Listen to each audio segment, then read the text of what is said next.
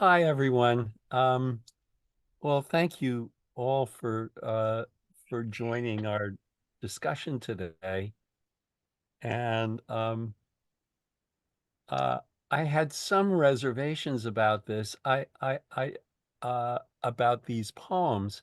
I really love these poems, and I think they are, just among the greatest short poems in the language. They're also very sad. And so I also think they are among the most moving poems about loss. Um, and there's also a kind of a bit of a hi, Steve. There's also a bit of literary history behind them because one of these poems, and I think you can guess which, is really a response to the other. And in a response in a very specific way. Um, I hope we can talk about that as well as the poems. Um, so are people still joining? They are. Bill Bennett just joined us, and Oh, so great. did Jane Sherrill. So yeah, we've got some new guests. Great. Oh, wow. It's more than one screen, and I uh so I if you see someone with you know, a hand up volunteering a question, let me know because I don't want to miss anyone. Well, again, thank you all for being part of this today. Um, and I guess let me read both poems, and then we can take it from there. So this is the Milton poem. Uh, Neither of neither of these poems have separate titles, and they're both of them are known by by their opening line or opening phrase. So here is Milton's sonnet. Oh, methought I saw my late espoused saint brought to me like Alcestis from the grave, whom Jove's great son to her glad husband gave, rescued from death by force, though pale and faint. Mine, as whom washed from spot of childbed taint, purification in the old law did save, and such as yet once more I trust to have full sight of her in heaven, without restraint, came vested all in white, pure as her mind. Her face was veiled, yet to my fancied sight, love, sweetness, goodness in her person shined, so clear as in no face with more delight. But oh, as to embrace me she inclined. I waked, she fled, and day brought back my night.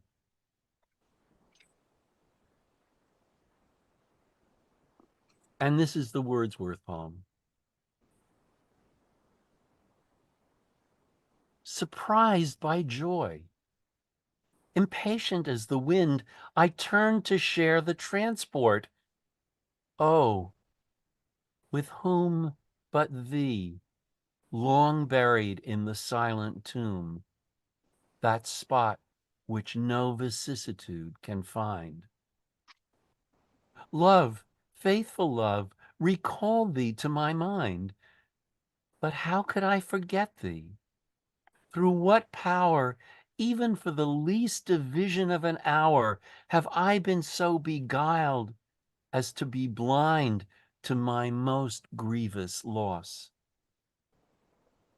That thought's return was the worst pang that sorrow ever bore, save one only, when I stood forlorn, knowing my heart's best treasure was no more.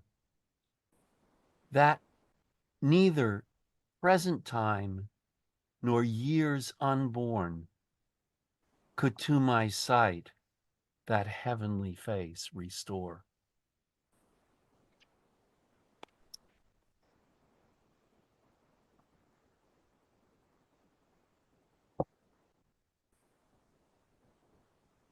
Um, Excuse me. Gesundheit. Thank you. Well, any sort of first responses to both of these poems, either of these poems?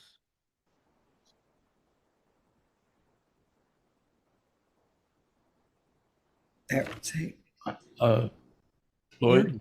Yeah. Yeah. It seems to me that the Milton is less in despair than the Wordsworth, in the sense that he believes that there's an afterlife and that he will enjoy her company at that point. Mm-hmm. So essentially, it's Janet's face. It looks out of both the sorrow of the earthly existence, but the hope or I would not say the hope, but it seems to me the commitment and the feeling that surely he will have an afterlife and once again be able to embrace and be embraced. Mm-hmm.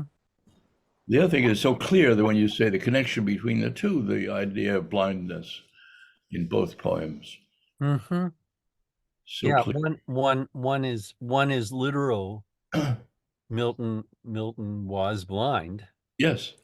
And for Wordsworth, it's more of a figurative blindness. It's the sort of thing we say, how could I have been so blind Yes. as not to see this? Uh, I I think you're right, but I would also say the positive note is not the note that Milton ends on. no, it's true. He sort of goes through it. Oh, yes, of course, I will see you again in heaven. And yet, to me, the last line is so devastating. Devastating. Absolutely. And the loss, the loss itself seems kind of absolute. Well, oh yeah, I know all that. And yet here I am. I'm blind. I was only imagining this, and and look where I'm left. So I don't disagree. Yeah, Nick. Yes, I took in the Milton, the entire poem until the last line as being a dream. I did too. oh yeah. So Yeah. I don't see the optimism in that because it's just a dream. And then I thought the most powerful line in the poem are, well, the words are the phrase are she fled and day brought back my night. Yeah. I mean, that is a blow. I felt. Yeah. That day, which you would think would be, oh well, this nightmare is over and now it's daylight. But daylight for Milton is not light. It's night, it's darkness. And and um and the person he loves is gone. I want to do a point. Mike, yeah. They're both Petrarchan sonnets. Yes, they are. They're each Petrarchan sonnets. I don't know if I mean, form we always say matches content, and so the Italian, Petrarch, Dante, you get the funereal, monumental type of style, which is surprising. The Wordsworth, I'm not familiar with the sonnet before this, and the Wordsworth is surprising. You don't see him in this mode often, you know. At least I don't. You mean the technical mode or the emotional mode? Both, I Yeah. think. When I read Wordsworth, it's been a while, honestly, to say he's not one of my keystone poets, but I was surprised by the sort of the Italian the the Italian approach, and maybe he wrote many of them. I'm not familiar, but I'm more familiar with like Tintern Abbey and Yeah. Wordsworth wrote a lot of sonnets, and he wrote sonnets in both of the traditional styles, the Shakespearean form and the Petrarchan form, as you say, the so-called Italian style. Any any speculation about why he wrote this sonnet in that form, in that Petrarchan form? I should say, just most of you, if not all of you, know what the form of a Petrarchan sonnet is. Anyone want to step in and and give us a brief reminder of what that form is? Mike, do you want to sure, just describe sure. that? Your octave or your first 8 lines Yeah. are using the same rhymes: A B B A B B A. Yeah. And then I'm uncertain about the sextet, but it's some variation on C D E C D E. Yes. Yeah. I mean, that's exactly right. And would you be surprised that in both of these poems, the the uh the rhyme scheme of the last 6 lines is C D C D C D. So it doesn't have to be to fit this form. It could be C D E C D E or C D C D E E. It could be any combination of 3 new rhymes. Right. Oh, I just noticed one thing, Lloyd, is that the Wordsworth is not a true Petrarch, and the second stanza there. So it goes A B B Yeah. A Okay. C C A. Power and hour are not the same as womb and or whom and tomb. Okay, so I just caught that. Right. Yeah. So that is a variation. Yeah. Um, Yeah, it's you have your closed stanzas A B B A, and so but I think it evokes, in a sense, it evokes Dante, Petrarch, who wrote of their beloveds, and were visionary poets of being visited by their wives or their loves. Beatrice was a very young girl, I guess, when Dante was very young when the city of Florence lost Beatrice. It wasn't just Dante; it was the whole city that mourned her. yeah. Well, Milton, just to go back a little more literary history, Milton's sonnets are mainly Petrarchan sonnets. Hmm. And he was, he was a sort of and you're right. I mean, he is a student of literary history.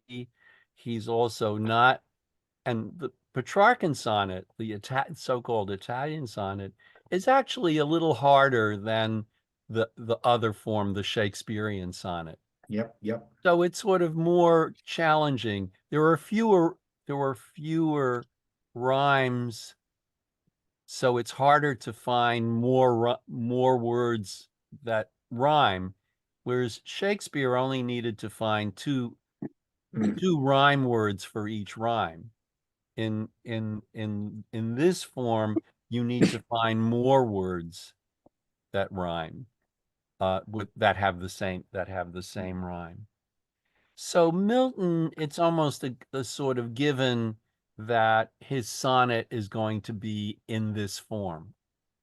With Wordsworth, that's not a given. It's really more of a choice. And I would say, and the reason you could probably guess, is why I chose both of these poems, that the Wordsworth poem seems to me, is a kind of response to Milton.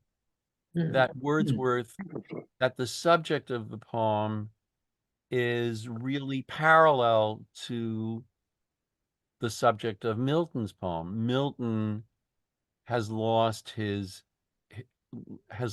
wife. Wordsworth has lost his child.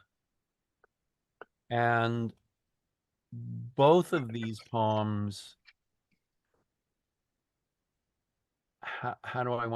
both of these poems are, that seem to me at heart, about the recognition of that loss, the awareness of that loss. And do you want to, I think there's a little more to it than that. And anyone want to add to that? Anyone want to comment on that?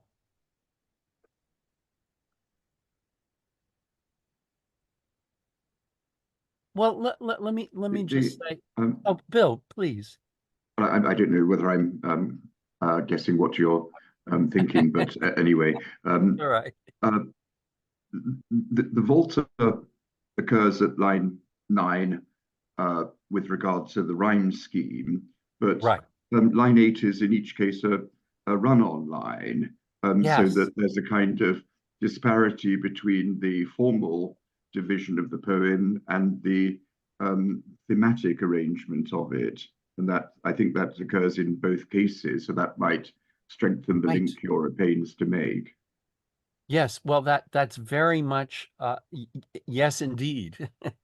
And that's very, it's a very subtle change in the typical form of this sonnet, because usually the first 8 lines are a kind of unit and they come to a kind of conclusion. But in both cases, what Bill called the volta, that there's a sort of change, or usually there's a kind of change or contrast as the rhymes change. So you get an A rhyme, or even in Wordsworth, ABBA, ACCA. But the rhyme suggests that the poem is going to come to some kind of stop after the first 8 lines, and then the 6 lines that follow are going to be some kind of answer, comment on, looking back on, sometimes a contradiction to the first 8 lines. And in Milton's poem, Milton ignores the rhyme as a way of stopping to turn to some new topic or some new comment on what's come before. Milton, in some way, ignores the rhymes as a form, as a structure, and continues along the same lines, continues the same thought past the 8th line into the rest of the poem. And Wordsworth does the same thing. And that's really quite unusual. Mm, mm. So the fact that Wordsworth does this same formal thing that Milton does, I mean, certainly suggests to me that his poem is some kind of response. It's on to Milton's poem. A kind of, well, I too have had this great loss, and I'm going to write a poem about it, and I'm going to write a poem that's really in the same, as close as I can get to the same form as Milton's poem about his loss. And so I think that's a really important part of the parallel between these two poems. On a on a in a kind of larger way, and maybe even in a more obvious way, what else do these two sonnets have in common? Lloyd, I think for Yeah. me, one of the really most moving and awful, sad parts of these is that they both have to do with forgetting and remembering, with having the forgetting for a second that your daughter is dead, or having your dead wife come to you in a dream in such a way as to conjure her in a way that she is no longer in your life. That to me, it just says so much about human beings. We move on, and we can be blind to our own losses in a certain way. So I feel like the poems share that too. And there may be some way in which I think that the volta, the turn, really comes in the last couple of lines. It's sort of a Shakespearean place to put the turn, that intensity of those last two lines in each of them. But it's almost as if the Petrarchan setup, it's like you find yourself having gone further and then suddenly having this awful realization. It almost, it mirrors the form of it. You sort of slip over that octave and you find yourself most of the way through the sestet, and you're just brought up so short, in a way, by your own failure of love and sympathy, your own brain, your own dopiness. And that is the forgetting of the loss in the Wordsworth is the thing that is so painful. Yeah, and I think that's absolutely right. And that's really the sort of center of both of these poems, that in both of these poems, there's the illusion that the person you loved has returned.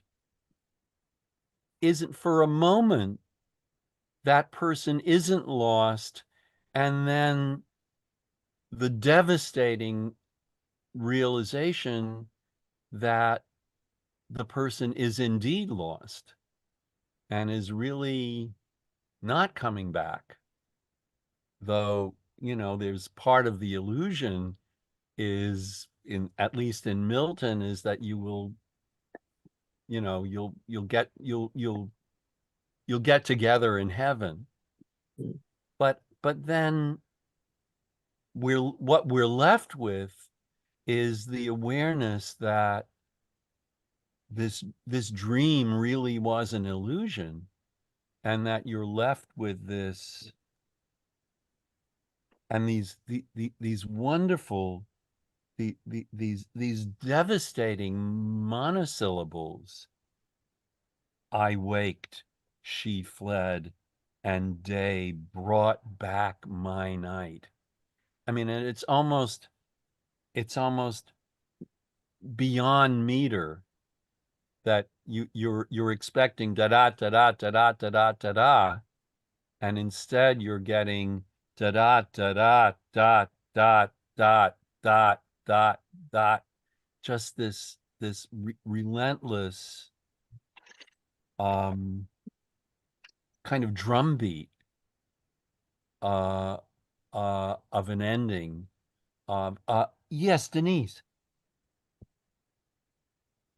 Oh, well, not Denise. You know what, Denise- Lloyd? Oh, Denise's friend. Hi. Okay, hi. Oh, maybe someone has already brought these references up, but of course, with the Milton, any dream that brings back a beloved person and then the waking is the shattering thing, is Patroclus coming to Achilles in a dream. That may be the oldest. I don't know if that is the oldest trope of the dream, the beloved returning, and then the pleasure, and then suddenly waking to the sorrow that that person is dead and is no longer available. Wow. And that's, I hear that resonance definitely in the Milton, without any afterlife consolation that one can then reunite. There's a kind of finality when in Achilles waking that Milton's is dealt with in a theological belief way.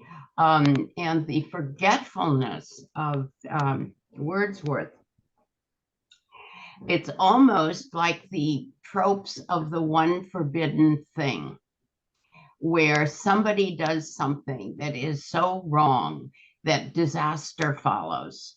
And that is Orpheus turning back, which becomes the forever loss of Eurydice.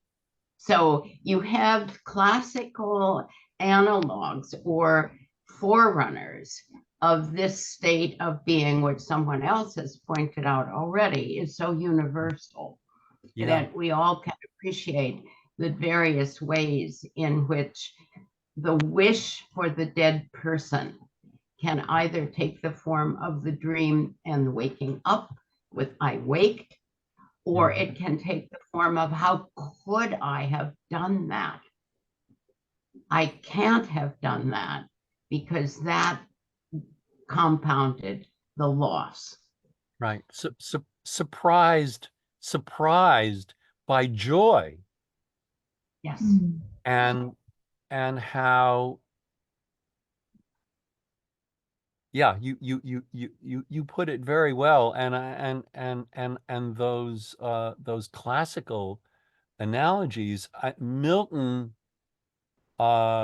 makes one classical and one biblical reference in each of the first two sections.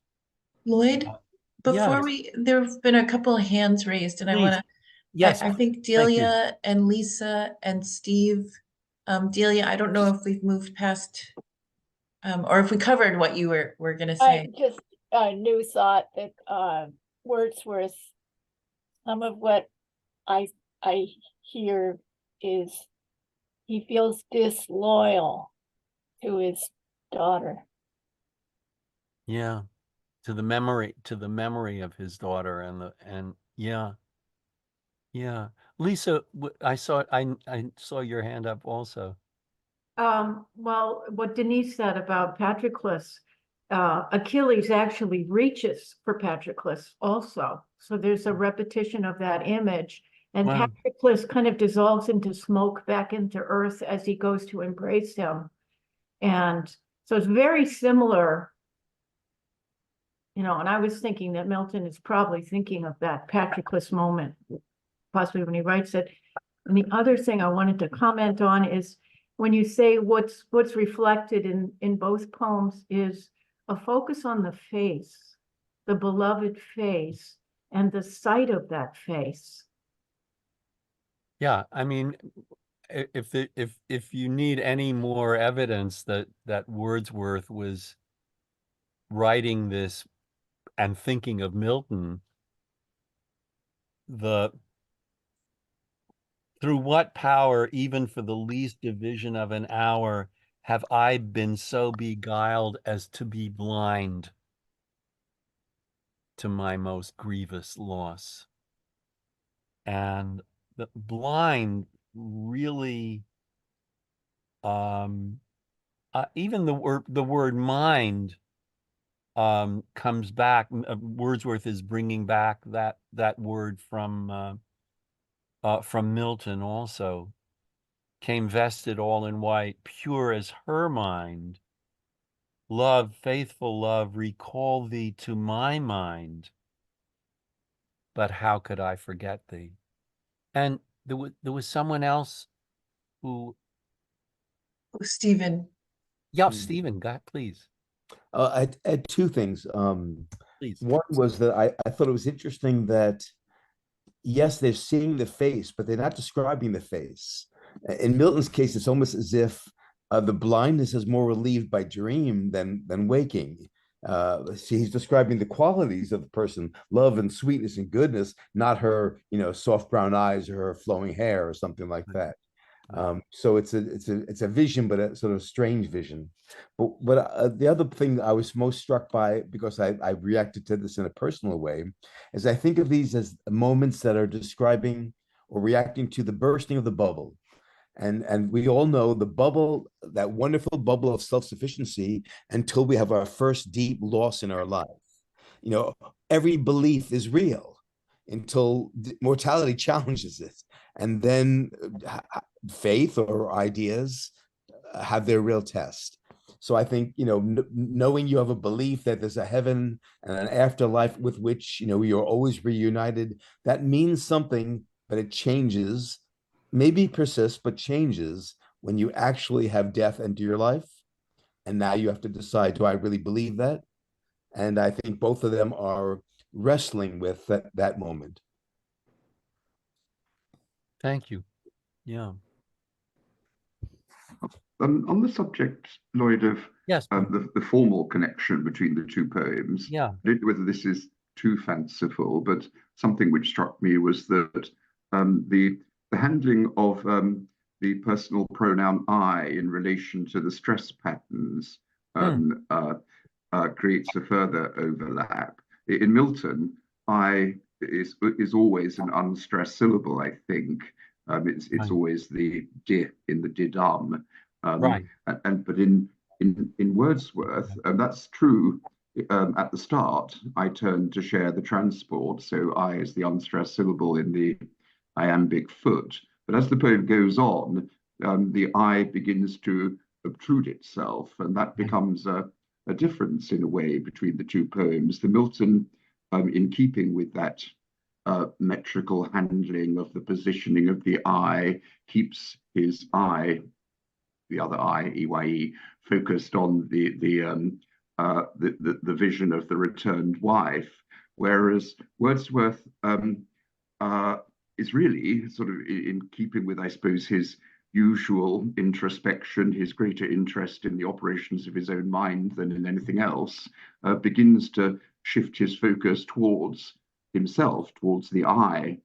But it's as if there's a kind of homage to Milton in the positioning of the I in metrical terms at the start, which can't be sustained because, and indeed becomes one of the ways in which, in a kind of Bloomian way, he swerves away from the precursor poem. I think that's a really fascinating point, and I completely agree with you, and it's something I've never really thought about. I turned to share the transport, but how could I forget thee? Have I been so beguiled as to be blind? My most grievous loss. Yeah, and there really is that switch. You're absolutely right. There's that switch to the metrical emphasis on the word I, which is and such as yet once more I trust to have. It's not in Milton. Methought I saw my late espoused saint. Saw is more important gets more emphasis than I, not me thought I saw, but me thought I saw. And it's a subtle point, but I think you're absolutely right. And thank you for pointing that out. On that note, Lloyd, yeah. while you're right there, it's interesting because you thought that the Milton sonnet actually inspired the Wordsworth. That might be a little clue that, to my knowledge, Wordsworth didn't suffer blindness, but the fact that here he's beguiled as to be blind, Be that blind. may be a signal about your thought about one sonnet being the inspiration for the other. Oh, I think absolutely. I Yeah. think, yeah.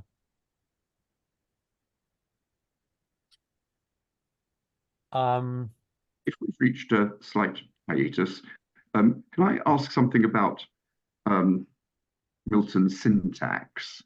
Because I was rather puzzled by it. I don't know whether it gave you pause, but Oh, yeah.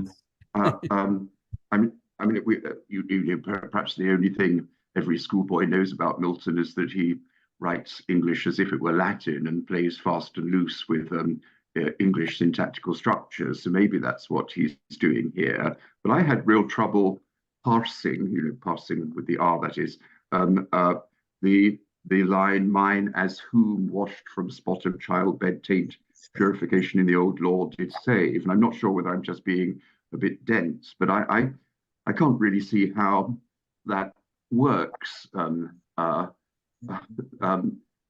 in syntactical terms, because as whom, feels like a relative clause with a preposition, the boy with whom I went for a walk or something. And Yeah. so it feels like this is, he masqueraded as a sailor, the sailor as whom he masqueraded, it feels like an as whom in that sense, but it doesn't really work, does it? Because it's really syntactically, it's mine, whom purification in the old law did save, in such a condition as to be washed from spot of childbed taint.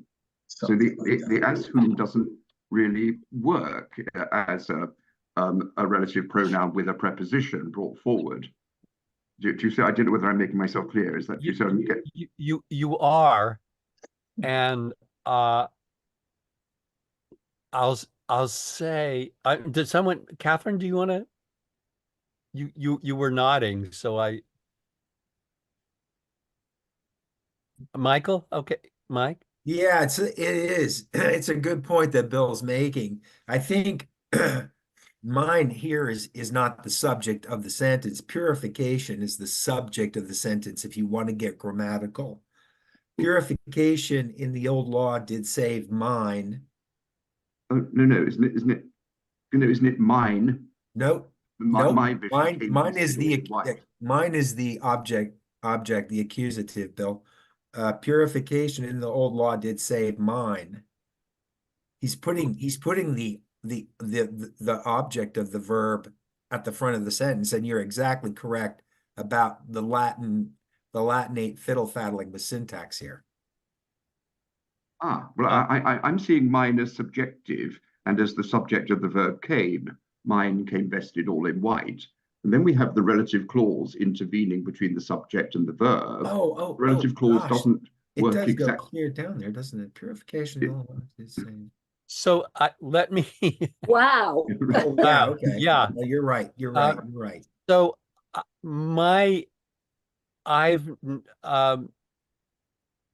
I've never quite parsed the grammar of that line, and Milton is often a challenge, a syntactical challenge. I take this as a kind of, I've always had a hard time reading that that quatrain, and partly because I also need to look up the biblical reference about The the pregnant women. pregnant women having to be purified. And so I take that as a, I mean, my experience of that is a kind of thicket that I have to, that I have to get through, and that here is Milton having this, you know, class. I find the more interesting challenge, I mean, the more present challenge, the classical allusion in the first 4 lines and the biblical allusion in the next 4 lines, and then these last 6 lines, which are really the personal experience. Lloyd, I think Catherine Oh yeah, I thought wanted to add to it. yeah, I thought you had your hand up. Yep. Oh. Now I do. Yeah. In both, I think both Judaism and Christianity, women couldn't come back into normal life until they had been in some way cleansed, and it's still that it's still in a contemporary Episcopal prayer book, something called the Churching of Women, and now it's gotten to be this Thanksgiving for them having survived childbirth, but until 1979, the form was in some way to be cleansed, because, you know, what could be dirtier than sex? It seems to me the point of it. Although one would think the human race might have needed that, but and the problem with the grammar, isn't that what comes under the heading of poetic license? Isn't that what that phrase is supposed to mean, which is you didn't do it, you know, it's the grammar is soft. Yeah. Or ambiguous, maybe. It could be either. Right. But the Churches of Women is certainly something that in the modern feminist words, they said, get this out of the prayer book, just out. We'll give Thanksgiving, but don't tell me we're unclean. Susan, and then Denise, what is your friend's name again? Oh, you're muted. So It's Karen. Karen. Karen, Klein. yes. Oh, Yes. God, I didn't recognize you. I'm Anyway, with Denise. I'm at Denise's Right. home. So we Oh, could great. both be on Zoom. Right, perfect. So Susan and then Karen. Yeah, I think the cleansing, the Jewish tradition has to do with the placenta and not with sex. Right. But there is a time between being able to come back till you're regular, whatever you Yes, want to use. right. But I didn't think, yes, okay. Yeah. Then, Lloyd, that's what I was going to say. Okay. In ancient Judaic culture that has a horror of bloodshed, that one must be cleansed if one is involved in blood in any way. Anyone here who's ever given birth knows it's very bloody. And so there is a ritual time of purification. The feminists won't like it because it's 40 days if you have a daughter and 30 days if you have a son. So somehow birthing a daughter brings more blood somehow because she's carrying those eggs and all that stuff. I don't know, but it is that. And still, there is also a cleansing period of about a week after the cessation of menstruation, which is followed by still contemporary Jewish, strong Jewish feminists, Orthodox Jewish feminists like Boo Greenberg and a group of people with her who still will go to a mikveh for a ritual cleansing following menstruation. Right.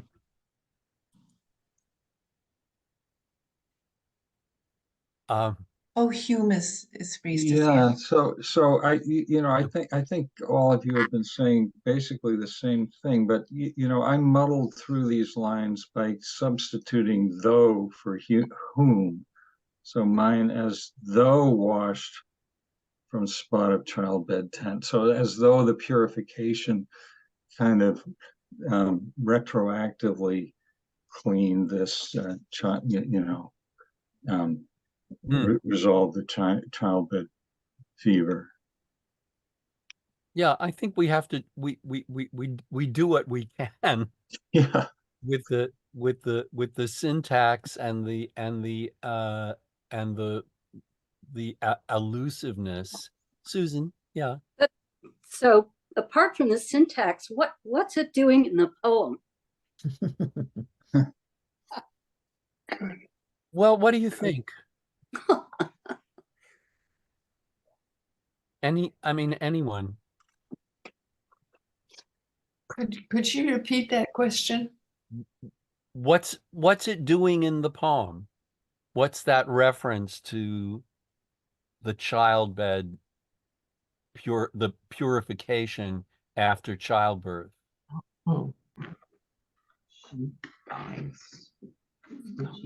Well, I mean, I can try to answer. I would. Oh, Ted.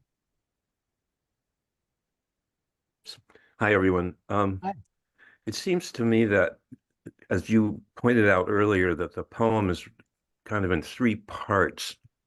Mm-hmm. So there's this historical reference in the first four lines, and then this further historical reference in the next four. Mm-hmm. And it seems to me that all of that imagery is essentially saying, look, this is how it is, and it's always been this way, and it's always going to be this way. And I'm going to use some history here to place myself within that context. So that's how I read it. Thank you. Lisa, yeah. Well, I believe this is his second wife, Catherine, and Right. he died in childbirth. So he didn't Oh. get to see her after the birth for very long. And so he's seeing her again, and whoever said retroactively, there is maybe a retroactive cleansing.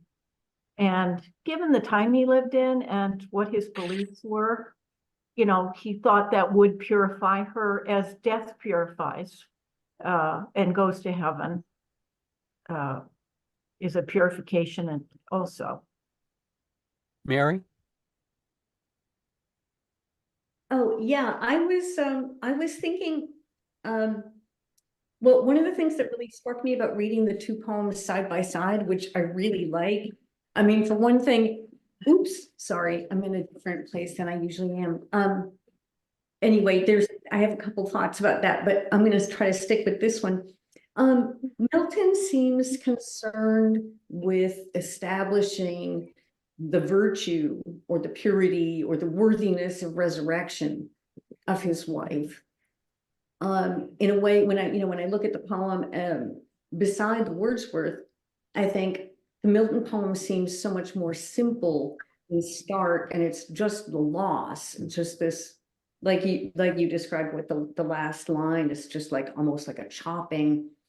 The devastation is kind of simple in a way, but it's complicated, I think, only really by this almost a little bit of anxiety, maybe, to demonstrate that she was could be worthy of resurrection or didn't deserve, her face was veiled, came vested all in white, pure as her mind. There's a lot of emphasis on her purity.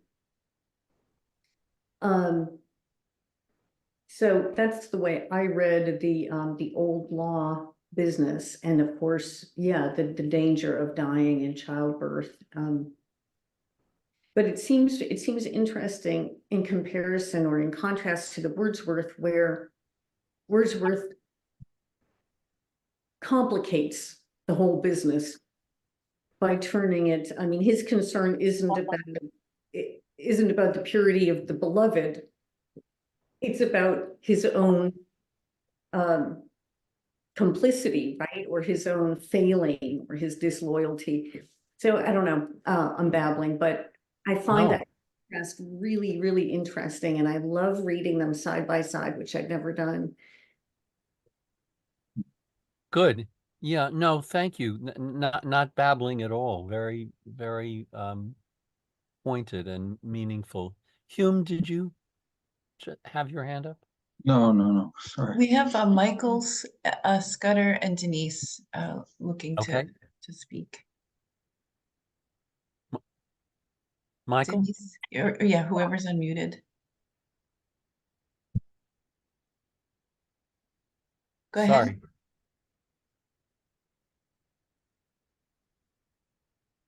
No? Okay. Denise or Michael? Okay. Really neat. Okay, Karen? No, now it's Denise. It's me. Okay, good. Hi. Hi.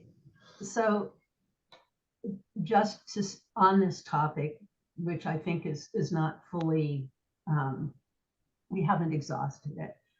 Robert Graves wrote a wonderful novel called Wife to Mr. Milton, which is based in a lot of biographical information and reveals his misogyny and his disgust with women.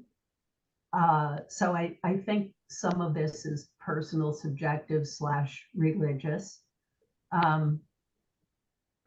And to jump from blood to faces, since I forgot my second point about uncleanness, in the Milton poem, the woman's face is veiled, and in Surprised by Joy, it's not even clear that there's much of a face there. There's a memory, but I don't find anything as concrete as a face. Could to my sight that heavenly face restore, I think refers to the memory which crops up earlier in the poem. And the other point I was going to make, that in, I believe, Gaelic tradition, women who die in childbirth are buried in unconsecrated ground. So I think this is a deep, maybe atavistic impulse. And that's it, what I have to say. Okay, and Michael's now back. Michael, are you set? Yes, can you hear me now? Yes. Okay. I'm supposed to be good at computers, but I don't know how to use a mute button. You're not alone. You're good. I'm wondering, a little confused because the syntax is confusing, but it seems that there's a aversion in Milton to his own thinking on death or imagining a dead person as pure. There seems to be a kind of explaining and a need for his own cleansing or purification from the way he has been flirting with ghosts or doing that which is, I imagine from his Puritan sensibilities, likely a very improper thing to do. And I wonder if that sense is part of what his emotions here are. I think in Wordsworth's case, there's something of, I almost want to say a rebuke to Milton and the people of his time who think like this, that there is a heavenly reunion or hope there, and saying it's actually much more stark than that. And we shouldn't have that kind of sentiment, if I can put it that way. We need to be more pure in our mourning and our loss. And it's the thinking that this beloved one is still there, which is what he's angry about. And he shouldn't have some false hope of reunion. But I may be overthinking this. I think overthinking and poetry are both allowed. And Lisa. I really like Michael's point just now. I think that's fantastic. I don't know if Wordsworth is saying you shouldn't think that way, but I don't think Wordsworth did think in terms of an afterlife. But I just wanted to go back to what Denise just said. And in defense of Milton, that I think it's the story about Milton that he was a misogynist. He had a very, very hard, unpleasant, difficult first marriage. And I think that led to some unpleasantness there, but I think there's no greater demonstration of Milton's love for this woman and women in general than this poem. And I think the way you read that last line, Lloyd, the grief that he feels at her loss is so clear in that line. And there's no disgust for women in this poem.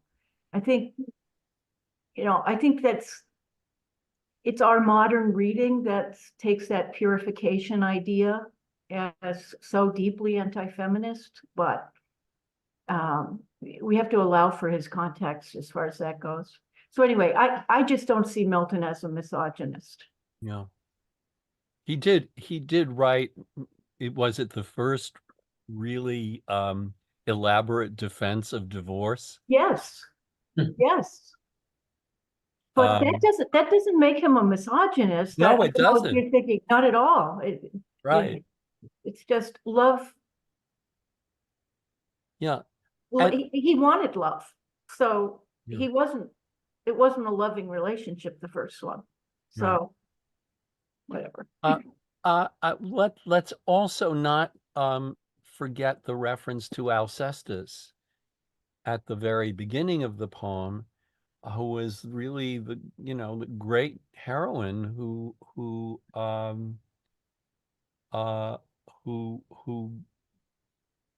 gave her life to save her husband's, and then Hercules, isn't it, who says, well, she's so great, I'm gonna do everything I can to bring her back.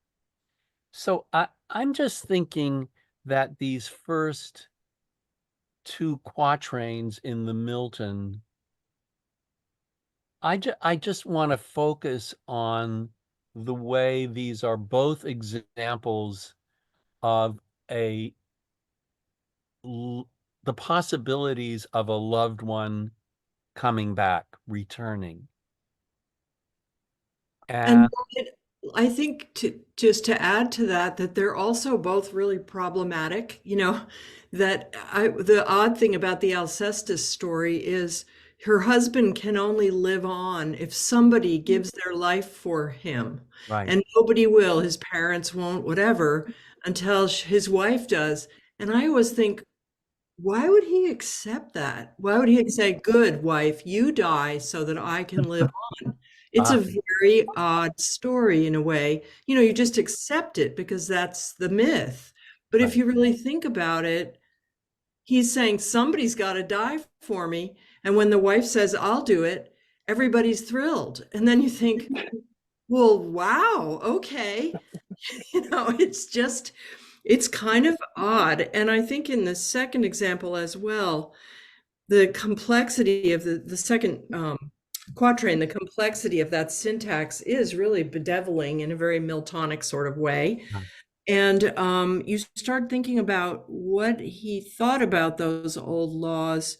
In other words, in each case, there's something disturbing about the example. You know, the woman in the first case is willing to die for the husband, and he accepts that very happily, and everyone says, "Isn't that wonderful?" And in the second one, she has to be purified by such and such a time until she can be, you know, she has to be washed and cleaned before she will be able to go to heaven. And, you know, I think this syntax, I don't know, but it seems to me part of what it's getting at is suspended in this beautiful love moment are these very uncomfortable stories that refer to our deeper culture, whether it's Greek or, you know, or Hebrew scripture. These things are things that can make us pretty profoundly uncomfortable. And yet they're part of the overall design.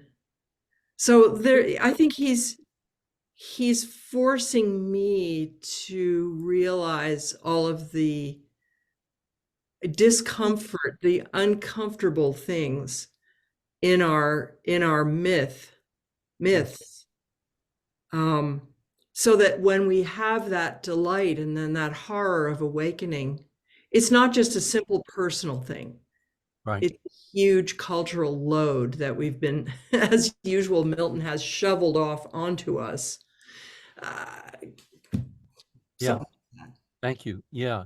Jonathan or Bill, you're Bill. A couple of things.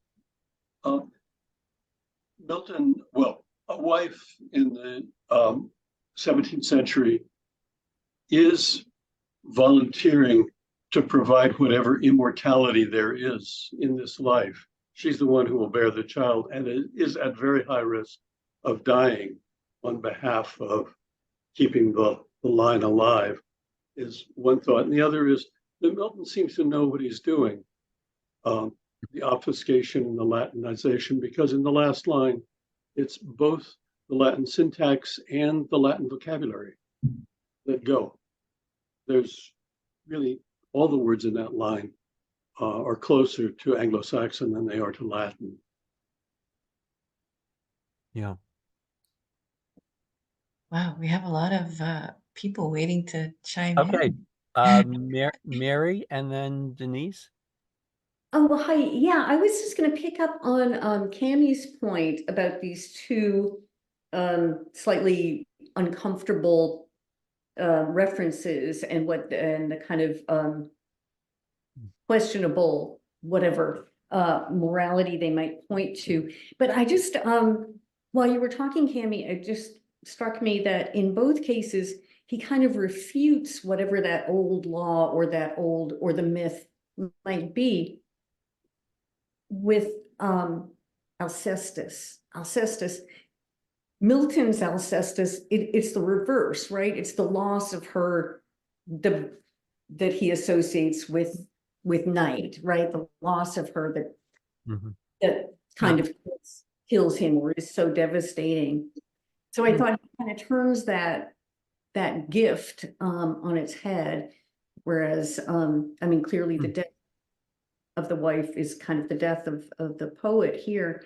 And also with the purification business, which I don't want to dive into any more than we have already, but just to say that there as well, he seems to refute the threat of the reference that he's bringing in,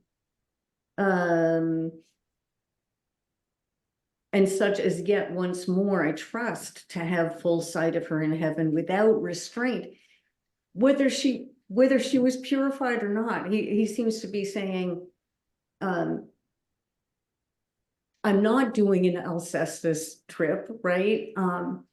And I'm going to see her whether she was purified or not. I kind of liked the boldness of those. It hadn't occurred to me that he's in a way bringing in the references only to say that's not the case. I don't know if that makes sense. Yeah. Denise.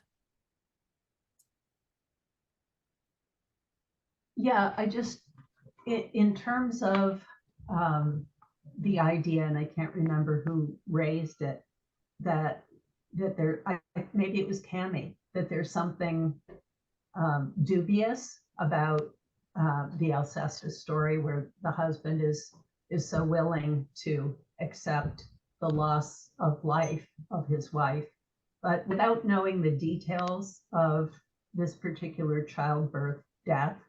But even today, there's still the case in a difficult childbirth where there is a choice to say either the woman or the child, the mother or the child.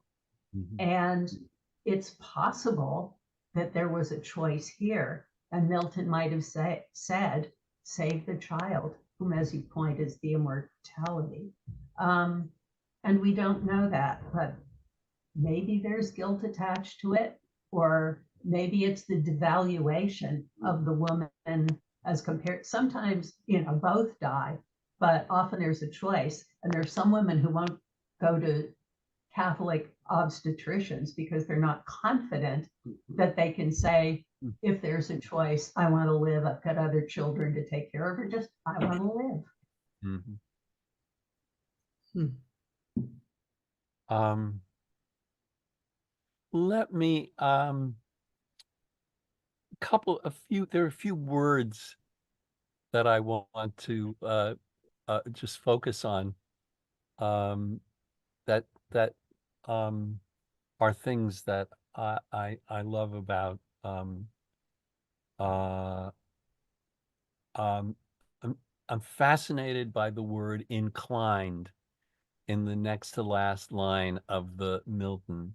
But oh, as to embrace me, she inclined. Any thoughts about that? Well, it hovers between the concrete and the abstract, doesn't it? I mean, Yeah. it's partly bending towards him, but it's also to possess the inclination. But picking up on Bill's point about the Anglo-Saxon nature of the diction of the final line, it's inclined is preferable to bent, or an Anglo-Saxon term, because it's a final flourish of Latin diction before we have the sudden intrusion of the plain Anglo-Saxon monosyllables. Yeah. On that subject of sorry if this takes you away from inclined, but no, that's okay. When Bill was speaking about the Anglo-Saxon nature of the final line, it occurred to me that in the Wordsworth too, there's a manipulation of the two strands or strains in the lexis. So, for example, vicissitude is a word which jumps out at me because it's not really used in its normal meaning. So, in order to construe it, we have to take it back to its etymological meaning of turn, and then we've got an opposition between the plain turning, the Anglo-Saxon turning, and the more Latinate turning of vicissitude. So there's nowhere you can turn as you seek for the afterlife, the world beyond the grave. But so maybe that manipulation of the two strains in the English language constitutes a kind of veiled or tacit homage to Milton too. Yeah, that was you anticipated the next word I was going to ask about. So thank you. Right. We're on the same track today. Yeah, very much so. Is that what you thought about it too? That it doesn't really sort of possess the meaning of trouble or travail or whatever meaning we tend to give it these days? It does, and I think of vicissitude as change, that sense of turning and changing, and but that he uses, that Wordsworth, who is, the language of, the common person, is what he's trying to do in his poems. He's written about that. And then in this poem, there is this 4-syllable word that's almost more Latin than English, at a very important moment in the poem, where he's going from the immediacy of that experience. I mean, here he is, the nature poet, impatient as the wind. And then transport is also it also seems to me a kind of unusual word, or strange word, choice of words, and a word that has everyone under what's your take? What are you thinking about the word transport? Lisa. Well, he's just thrilled by something. And when you're thrilled by something, you want to share it with the one you love the most. So what about but how do you take the word transport? That's you're transported. That it means great emotion. But what is it? Yes, I agree. But carried across. What does it mean literally? Carried across, I suppose, in Latinate terms. Because the word that we use most, that has the word transport in it, is transportation. So, but you're right that it. I mean, there's a moment. There's a Gothic novel called The Castle of Otranto. Which is great fun to read. And my favorite quotation in that is that the heroine is being chased through the endless corridors of the castle, and she's trying to escape the villain, and suddenly she exclaims, "Oh, transport, a trap door."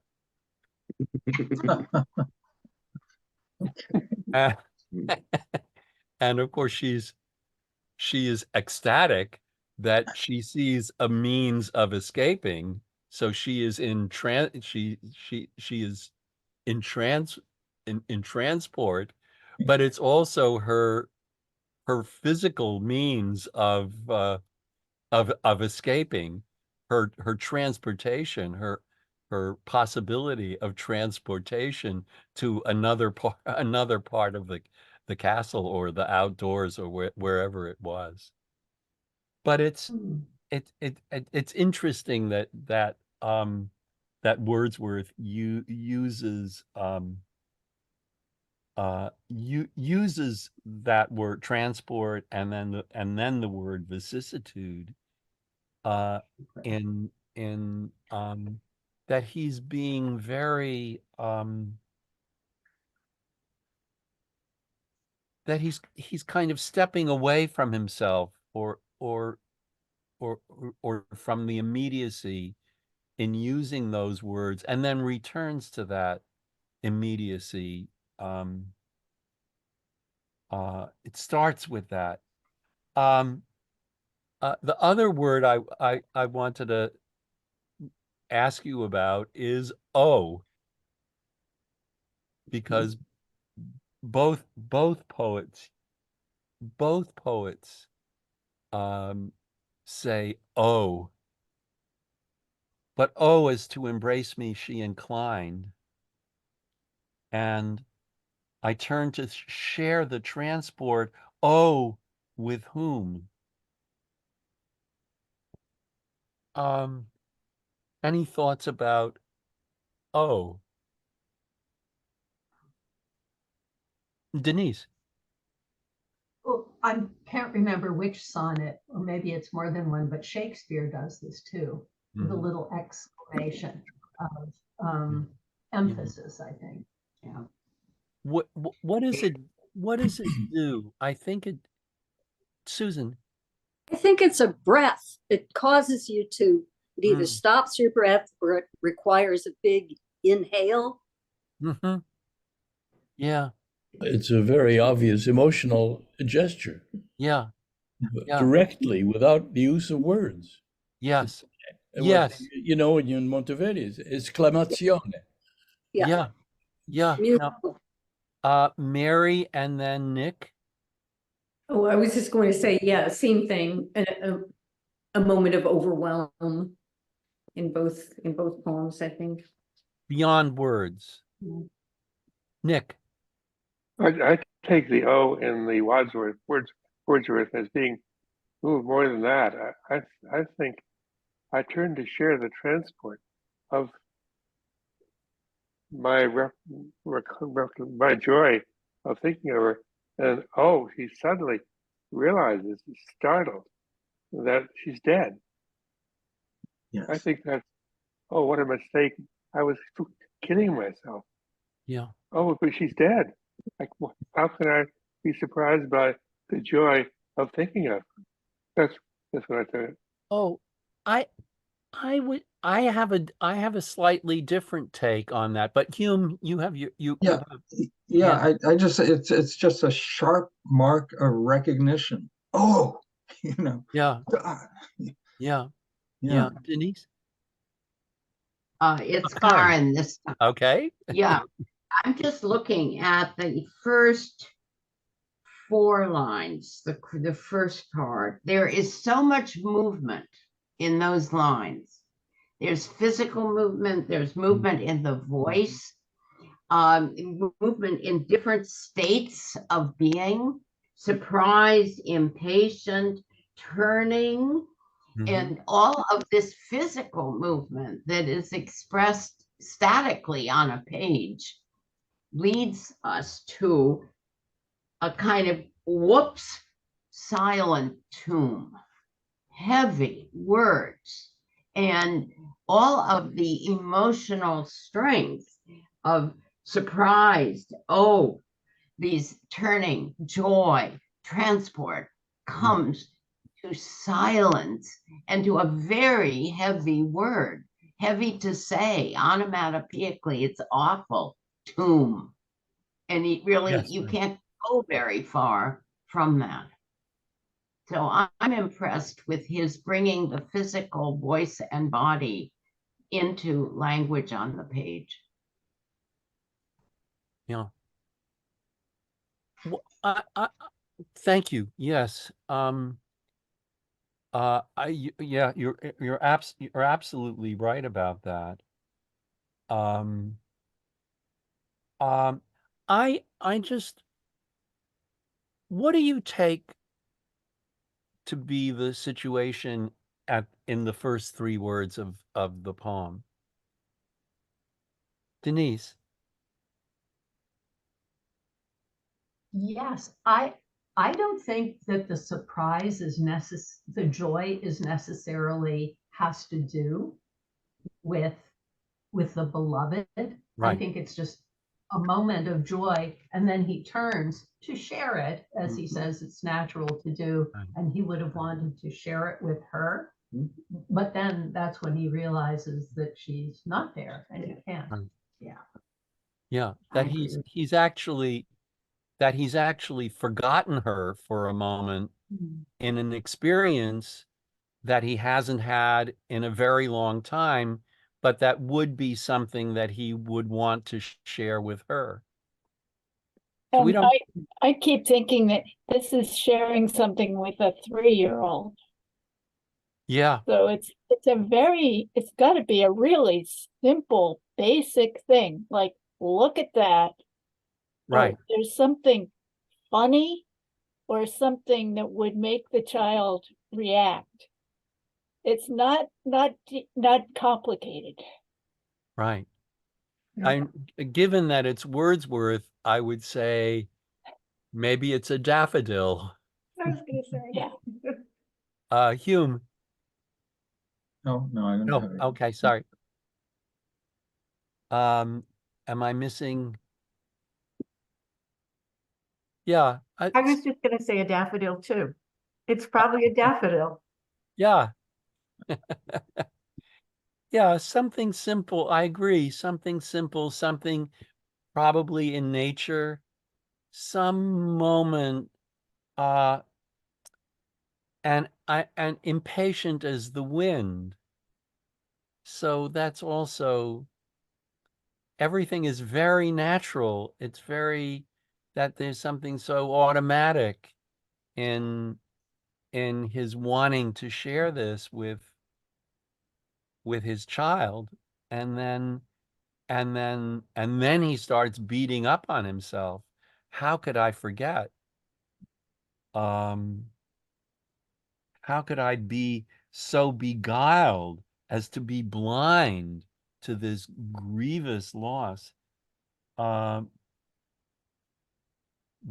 thought's return was the worst pang that sorrow ever bore. And then he's really kind of thinking it out. He's going through the vicissitudes of his own thought process. Well, that was the worst thing that ever happened to me. Oh no, it wasn't the very worst thing that happened to me. Your death was the worst thing that happened to me. Lisa.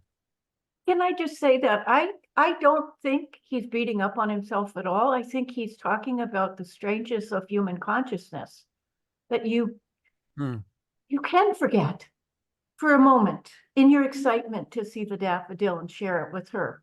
In that second, you can forget, but it's not that he's forgotten. I mean, he lives with it all the time that she's dead. I think he's commenting on that momentary weirdness of human consciousness, that you can mistake time and think that she's still with you. Right. So I think, but how could I forget thee is really,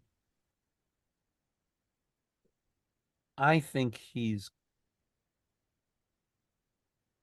real, to me, he's really questioning that capacity, that human capacity to forget the most grievous loss, even for the least division of an hour. Actually, I'm not quite sure I know why I love that phrase so much. Any thoughts about the least division of an hour, even for the least division of an hour? It's kind of wordy, Mary. There's something kind of painstaking about it, that he's thought it through and come up with this precise definition. It strikes me too. I love it. Yeah. Bill? It feels like a substitution for even for a second, but of course Yeah. it isn't quite synonymous with that, is it? Because we can subdivide seconds into smaller and smaller units, so that it's not really a synonym for anything except itself. So I think it resists the charge of wordiness or prolixity, doesn't it? In that it is actually saying something very precise. Yeah. Yeah. Yeah, that's certainly how I've taken it. Denise, did you have Karen? Wanted to add to the least division of an hour. Oh, good. It is wordy, but he is avoiding saying something very prosaic, which would be for a moment, for a second, which would reduce this into a vernacular that he's trying to avoid in something this serious. And it makes you think, what would be the least division of an hour? And that, for me, takes away from the wordiness of it, and it is a more serious way rather than a flippant way. Oh, just for a second, I forgot. Oh, that moment. No. That would be trite. This is not trite. You have to think, what would be the least division of an hour? Yeah. Yeah. That it's actually, it is in a very odd way, it's a phrase that suggests an action. That is time is sort of, is being divided, is being condensed or something. Denise, did you? Yes, please. Yes, I was just going to say, as a sonneteer, I know least division of an hour will keep up his pentameter in a beautiful way. And just to insert a tiny little thing, I thought that Milton's first wife had died in childbirth too, and I just checked and she did, and it was with her third daughter, which had him beside himself. And he got so interested in divorce because he wanted to divorce her. Right. But then she Yeah. died in childbirth. Yeah. Those daughters, at least the mythology of Milton is that those two daughters were the recipients of his dictation of Paradise Lost. At least where is there this? I think it's in a library. There's a painting of Milton's daughters taking dictation for Paradise Lost. It's not a very good painting, but it's a kind of it's an interesting one. I don't know. Any other thoughts? We're almost out of time. The least division of an hour. Well, it's kind of nameless, right? There isn't he doesn't have a word for it, or maybe he could find one, but I like the namelessness of it. Yeah, of the least division of an hour. Yeah, whatever that part would be called. Whatever. Yeah. I Right? mean, he wouldn't have known, Milton wouldn't have known what a split second was. Right, right.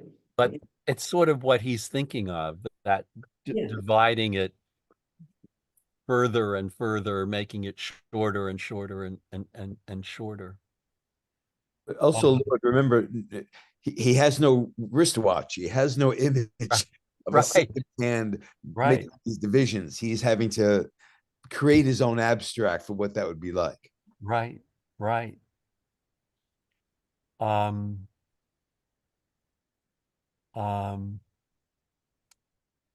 Yeah, I want to talk about forlorn and unborn, nor years unborn. Anyway, I hope you I hope you share my transport in these poems. And I find it I think it's a really interesting example of the way one great poet looks back to another great poet and gets some kind of even formal inspiration and finds that I mean, this is an unusual.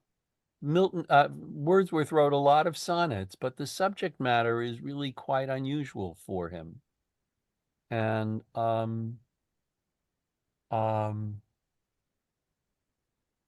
well, I hope this gives you all something to think about.